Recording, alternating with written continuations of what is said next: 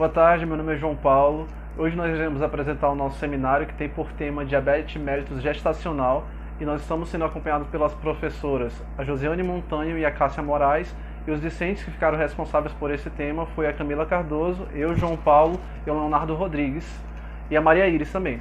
Então, para a gente falar sobre diabetes gestacional, a gente precisa primeiro conhecer quais são os tipos de diabetes mellitus existentes. Nós vamos ter três tipos: a diabetes mellitus tipo 1, diabetes mellitus tipo 2 e a diabetes gestacional. A diabetes mellitus, tanto tipo 1 quanto tipo 2, elas vão ser resultado de uma doença metabólica.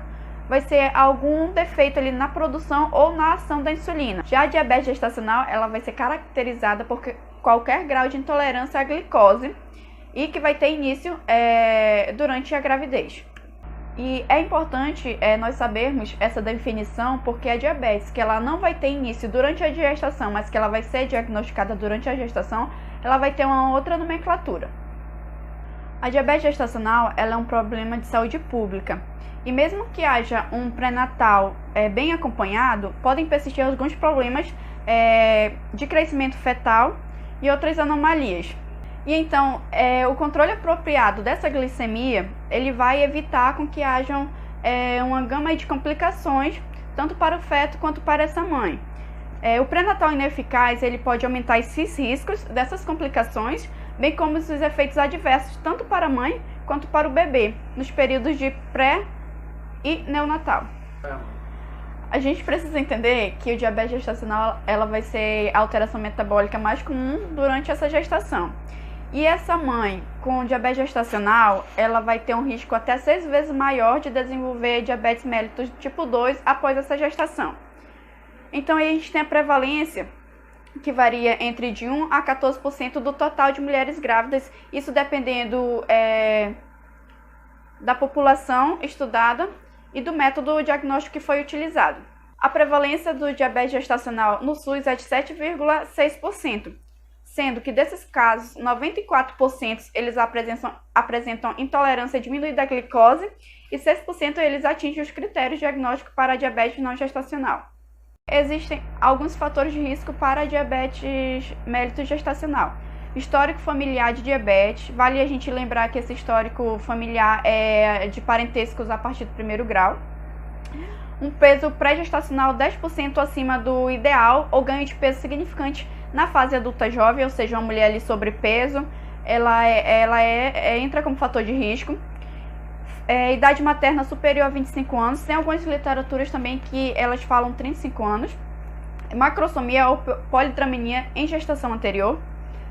Aborto inexplicado no período perinatal ou nascimento de uma criança mal formada em gestação anterior. Síndrome do ovário policístico, o uso de medicamentos que vão aumentar a glicemia dessa paciente, que são os glicocorticoides, ali os hiperglicemiantes, e o sedentarismo. Considerando o período gravídico puerperal, pode haver a ocorrência da hiperglicemia, tanto em mulheres que já têm esse diagnóstico antes da gestação, quanto em mulheres que não têm o diagnóstico prévio de diabetes mellitus.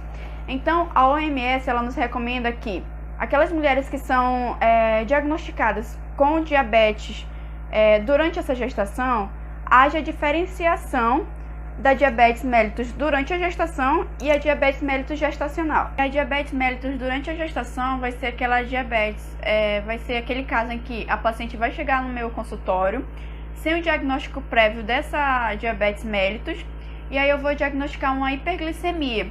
Os níveis de glicemia sanguínea dessa minha paciente eles vão estar alterados e vão estar de acordo com o que a OMS recomenda para o diagnóstico de diabetes mellitus na ausência da gestação. Já no diabetes mellitus gestacional, vai haver a detecção dessa hiperglicemia durante essa gestação, porém, esses níveis glicêmicos sanguíneos eles não vão estar de acordo com o que a OMS recomenda para os critérios de diagnóstico de diabetes mellitus. E quais são esses critérios estabelecidos pela OMS?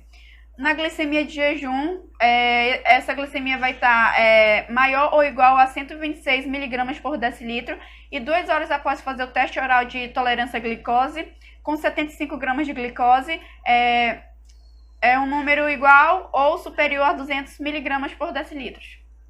Bom, para a gente entender a fisiopatologia da diabetes mellitus gestacional, a gente precisa entender que o corpo da mulher passa por diversas mudanças fisiológicas para que o bebê possa se desenvolver de forma plena. Uma dessas mudanças são o aumento da produção de hormônios e o principal para que ocorra a diabetes gestacional é o hormônio lactogênio placentário. Além dele, o estrogênio, o cortisol, a progesterona e a prolactina também têm um aumento e eles causam um efeito contra-insulínico. Esse efeito contra-insulínico vai fazer com que o pâncreas, que é o responsável por produzir a insulina, trabalhe muito mais para que o corpo possa estabelecer os níveis normais, para que o corpo comece a estabelecer os níveis normais de glicemia no sangue. E quando ele não consegue trabalhar o suficiente para estabelecer esses níveis normais, a diabetes gestacional vai acontecer. Bom, a mulher que possui diabetes gestacional, ela apresenta hipoglicemia de jejum, que é a queda no nível da glicemia na corrente sanguínea quando ela está de jejum, ou seja, quando ela não se alimentou. E ela também vai apresentar a hiperglicemia pós-prandial, que é após 10 minutos, quando ela tem a sua refeição, ela apresenta a glicemia alterada, né, elevada na corrente sanguínea. No primeiro trimestre, a mulher grávida tem uma tendência a apresentar hipoglicemia, principalmente quando ela está numa fase que ela está tendo muito enjoos, ela está vomitando muito, então ela tem essa tendência naturalmente de ter a glicemia mais baixa na corrente sanguínea. Já no segundo trimestre e no terceiro trimestre, ela tem naturalmente a tendência de elevar as necessidades de insulina, que é justamente quando vai estar no período entre a 20ª e a 28ª semana, que é quando a gente recomenda faça o teste TOTG, que vai ser falado mais daqui para frente. E também no puerpério, que ela vai ter uma queda brusca na necessidade de insulina, porque os hormônios vão estar diminuídos, né? Então ela não vai ter a mesma necessidade que ela tinha no segundo e terceiro trimestre, que é quando os hormônios estão muito elevados. Bom, como é feito o diagnóstico, então, da diabetes gestacional? O diagnóstico é feito através dos testes de glicemia, que é o teste de glicemia de jejum, e o TOTG, que é o teste oral de tolerância à glicose. A partir do resultado do teste de glicemia, nós podemos também diagnosticar a diabetes pré-gestacional. Os resultados da glicemia de jejum, para poder diagnosticar, ele tem que ser maior ou igual a 126 miligramas por decilitro, ou a hemoglobina glicada maior ou igual a 6,5%, ou o resultado de TOTG após 2 horas da ingestão de 75 gramas de glicose tem que ser maior ou igual a 200, ou ainda a randômica maior ou igual a 200. Os critérios de diagnóstico para a diabetes gestacional com TOTG, ele se dá a partir de 3 etapas, que é a glicemia em jejum, a glicemia depois de 1 hora após tomar o xarope de glicose, que é dada para paciente, e após 2 horas também. Em jejum, o resultado de 92 miligramas por decilitro já pode diagnosticar a diabetes mellitus gestacional. Após 1 hora da ingestão do xarope de glicose, se o resultado for 180 ou superior, também pode diagnosticar a diabetes mellitus gestacional. E após 2 horas da ingestão do xarope, o resultado igual ou maior a 153 miligramas por decilitro também pode. Ou seja, qualquer alteração em qualquer um dessas etapas vai poder diagnosticar a diabetes gestacional. Bem, agora eu irei abordar um pouco sobre a influência do diabetes sobre a gestação. Essa influência, ela ocorre tanto na gestante quanto no feto. Enquanto o feto ele pode desenvolver algumas condições, como malformação fetal. as malformações fetais, ela constituem uma das causas mais importantes na questão da mortalidade perinatal em gestações complicadas por diabetes mellitus. As anomalias mais comuns a serem encontradas nesses casos são defeitos cardíacos complexos, anomalias no sistema nervoso central, tais como espinha bífida, anomalias crânio-faciais e esqueléticas, isso incluindo a regressão caudal. Também podemos encontrar a macrosomia fetal, que é a difusão facilitada da glicose através da placenta. Essa difusão ela vai determinar a hiperglicemia fetal. Também vamos encontrar na questão da maturidade fetal, a questão do não desenvolvimento ou da maturação retardada ou da não maturação, voltada mais para a questão pulmonar. Essa má maturação ou não maturação, ela pode, se ela vier ocorrer, ela pode ocasionar a síndrome da angústia respiratória.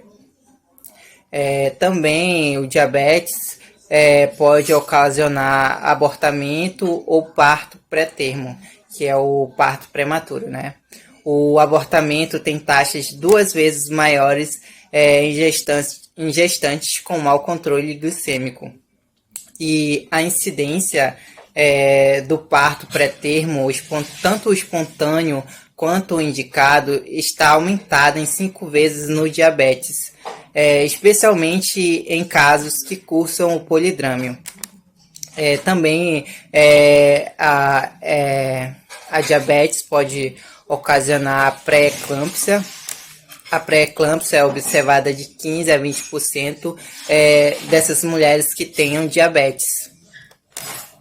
Além dessas já citadas, também podemos... a diabetes pode ocasionar a morte fetal. A taxa de mortalidade perinatal no diabetes é aproximadamente o dobro da vigência da população não diabética, então é um dado bem preocupante na questão obstétrica, que chega a ocorrer até mesmo em grávidas que estão com essa diabetes controlada. Então é importante termos todo esse cuidado na questão do controle, porque com o controle ainda há a questão da diminuição, né? Bem, agora iremos falar um pouco sobre a influência do diabetes na gestante, né? Essa gravidez ela vai estar associada a exacerbação de muitas complicações relacionadas ao diabetes, como nefropatias, retinopatias, doenças coronárias, hipertensão crônica, cetoacidoses. Iremos encontrar algumas dificuldades no acompanhamento dessa diabetes, principalmente do 1º ao 3º trimestre de gestação. No 1º trimestre, diante das transferências, né, da glicose para o feto, a hipoglicemia materna ela pode ser sintomática. E, no geral, ela obriga a diminuição da dose de insulina. Já no 2º e no 3º semestre, ela obriga a elevação progressiva dessa dose de insulina. No pós-parto, principalmente do 7º ao 10º dia do puerpério, são eliminados os fatores contra-insulinários e ainda sem a secreção do hormônio do crescimento, que é o GH, o que vinha ocorrendo durante toda a gravidez. Então, há uma redução da dose de insulina para valores similares ao do 1º trimestre. Falando agora um pouco sobre a cetoacidose diabética e a cetose de jejum. A cetoacidose diabética ela ocorre principalmente em diabetes que não estão controladas, né? Então pode ocorrer aí essa cetoacidose. A cetose é uma emergência grave que acomete cerca de 1 a 3% de todas as grávidas diabéticas, especialmente as do tipo 1, embora a mortalidade materna ela é rara, mas a fetal ela pode chegar de 10 a 35% dos casos. Como podemos ver, são índices bem altos, né? A nefropatia diabética ela tem incidência estimada em cerca de 5 a 10% dos casos das gestações, e especialmente em grávidas diabéticas do tipo 1. As gestações complicadas por nefropatia diabéticas apresentam um risco elevado para morbidade materna e fetal, incluindo hipertensão, pré-eclâmpsia e parto pré-termo indicado, né? Já na retinopatia diabética, é a principal causa de cegueira dos 24 aos 64 anos de idade. Ela pode ser classificada em retinopatia benigna, que é caracterizada por microaneurisma, hemorragias e hemorragias. Também temos a retinopatia maligna, né, com acentuada neurovascularização, que é um processo proliferativo que durante a gestação, embora só 2% requerem tratamento.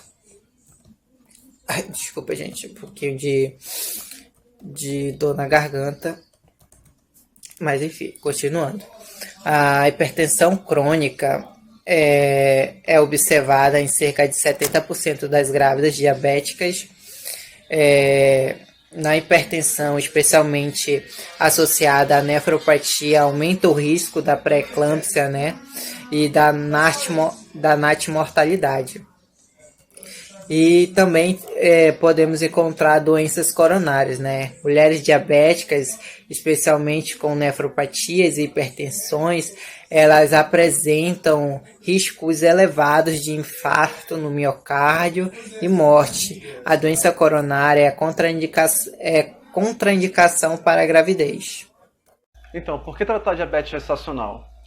Quais são as consequências que o não tratamento da diabetes gestacional pode ocasionar à gestante? E como é realizado esse tratamento?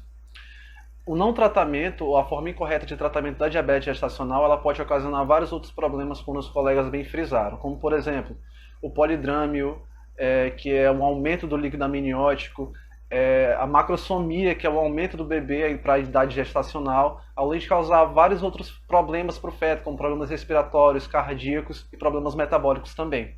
Aqui no slide nós colocamos o tratamento do diabetes gestacional é importante para evitar a mortalidade materno-fetal, que em última instância é a pior dos problemas que essa doença ela pode vir a trazer a essa gestante ao seu feto, que seria a morte fetal e a morte materna.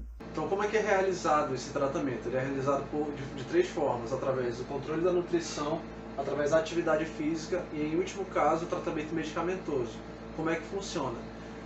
A diabetes gestacional é tratada através da mudança do estilo de vida, simplesmente, através do controle da nutrição e através da atividade física, para que assim possa ter um controle do peso dessa paciente. A terapia nutricional ela é a primeira opção para a realização desse tratamento e, consequentemente, o exercício ele vem posteriormente, certo?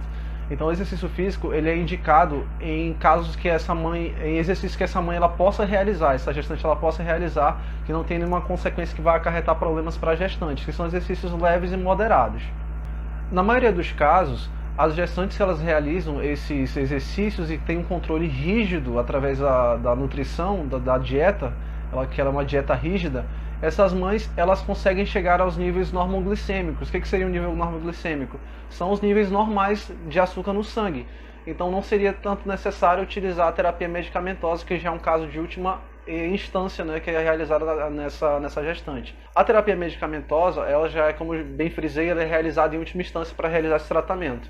E a terapia medicamentosa, ela só é somente utilizada quando essa terapia de nutricional e a terapia de atividade física, ela não tem eficiência de alcançar os níveis glicêmicos normais. Ou seja, aí nós iremos utilizar a terapia farmacêutica, os fármacos, para tentar diminuir os níveis glicêmicos alterados dessa gestante. e é preconizado pelo Ministério da Saúde que seja utilizado a insulinoterapia como padrão para a realização da farmacoterapia. Então, após essa parte introdutória, eu vou frisar cada um deles, começando pelo controle da nutrição. A nutrição ela é controlada primeiramente após uma dieta prescrita por um profissional capacitado, que seria um nutricionista, e esse controle da nutrição ele serve para que essa gestante ela tenha um controle do seu peso, ou seja, ela controlando a nutrição dela, ela não vai ter tanto aumento do peso, porque normalmente as gestantes elas tendem a ter um ganho de peso muito excessivo. E quando essa dieta ela é seguida de forma rígida, realmente, essas gestantes normalmente elas têm um controle de glicemia pós-prandial maior. A Camila falou sobre a hiperglicemia pós-prandial, mas quando nós temos esse controle nutricional, a glicemia pós-prandial ela é regulada. E sendo a glicemia pós-prandial regulada, consequentemente, com o tempo, nós teremos uma diminuição da necessidade de utilizar a insulina. Porque a meta desses tratamentos é que a paciente ela não tenha a necessidade de utilizar fármacos para fazer o tratamento da diabetes mellitus. E esse controle nutricional ele também tem por finalidade diminuir os índices de macrosomia fetal. E agora o segundo tópico, que é atividade física. A atividade física ela tem por finalidade diminuir os índices de glicemia e também diminuir o excesso de peso que essa gestante ela possa vir a adquirir durante a gestação. Essa atividade física ela é prescrita para a gestante quando ela não tem nenhuma contraindicação e é recomendado que essa gestante ela faça de 15 a 30 minutos de exercícios físicos diários. E para que ela faça esse exercício, deve sempre analisar os movimentos fetais para saber como é que está o feto antes de realizar esses exercícios. E também é recomendado que se faça também um teste, né, de glicemia antes do exercício e após o exercício para saber como é que está a glicemia dessa gestante. E por último, mas não menos importante, o tratamento medicamentoso. O tratamento medicamentoso ele é utilizado quando os níveis glicêmicos eles não são atingidos utilizando esses outros parâmetros, que é controle da nutrição e atividade física. Ou também quando, através da ecografia, que é a ultrassonografia realizada, é notado que esse paciente, que esse feto dessa gestação, ele está muito grande, está apresentando macrosomia, então é indicado que essa paciente ela faça uso da insulina. E como eu estou bem frisando, hoje é padronizado pelo Ministério da Saúde que seja utilizada a insulinoterapia para fazer a diminuição dos níveis de glicemia dessa gestante. E por que é utilizada a insulina? Porque até hoje não foi encontrado um medicamento que ele é tão seguro e eficaz quanto a insulina. Quando está se utilizando da terapia medicamentosa através da insulinoterapia, deve sempre se atentar para a quantidade administrada dessa insulina, porque a quantidade excessiva de insulina ela pode acarretar na hipoglicemia. Então, o profissional capacitado que está lidando com essa paciente, ou até mesmo a paciente, através da educação que esse enfermeiro vai estar passando, o profissional que vai estar com ela passando, que ele diga para ela quais são os sintomas e o que pode acarretar a hipoglicemia, porque também não é um sintoma bom que essa paciente sinta. Então deve sempre ser monitorado os níveis de glicemia dessa paciente e a quantidade que está sendo administrada. E após o tratamento também é importante a gente traçar um plano de cuidado para que essa paciente ela siga a risca. E dentro desse plano de cuidado foram inseridos 5 tópicos. O primeiro deles, controle da nutrição, como bem eu frisei, alimentação balanceada, com orientação especializada. A monitorização, encorajar essa gestante a fazer sua monitorização diária. O que seria essa monitorização? Ela é realizada tanto para que essa paciente ela se regre realmente sobre o controle dessa nutrição e sobre os exercícios físicos que ela vai realizar. Caso ela necessite fazer insulinoterapia, e que ela também se regre bastante para que ela faça de forma correta esse processo de insulinoterapia, para que ela não ultrapasse os níveis que ela tem que tomar, ou que nem ela tome abaixo, a menos que ela necessite. Atividade física, que seriam caminhadas, hidroginástica, que é muito bom para a gestante, ou exercício físico que a deixe mais confortável. O tratamento medicamentoso, como nós frisamos há pouco, através da insulinoterapia. E por último, mas não menos importante, a educação, que é a orientação e esclarecimento, que é o papel do enfermeiro na atenção primária. Por que essa orientação através da educação? É papel fundamental do enfermeiro passar essa educação para a gestante, porque no pré-natal o responsável pela educação da gestante é o enfermeiro. Então o enfermeiro ele vai chegar com essa gestante, ele vai explicar o que é a doença, como, se caso essa gestante seja com a doença, é claro. Vai explicar vai explicar para a gestante como nós iremos enfrentar essa doença, qual tratamento vai ser utilizado, como nós iremos fazer o acompanhamento nessa gestante e o que pode acarretar caso ela não siga esse acompanhamento à risca. Então, essa educação ela é de suma importância. Então, é uma das partes mais importantes nessa questão do plano de cuidado.